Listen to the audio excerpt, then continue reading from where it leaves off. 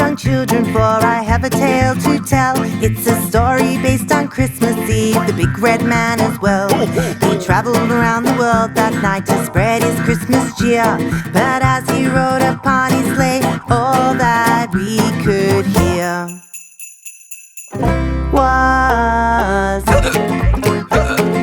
what was he to do? Can you hear it too?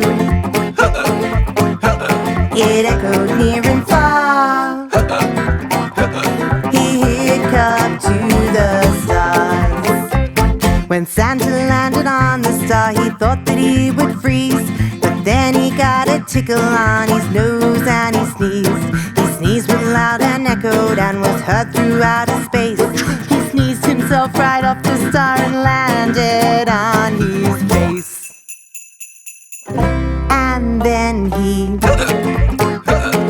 what was he to do? Can you hear it too? Just like before, he landed on the shore. Rudolph and his reindeers flew and landed on the sand.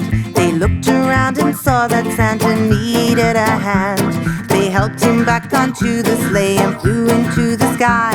As Santa left the children gifts, he began to sigh. And then he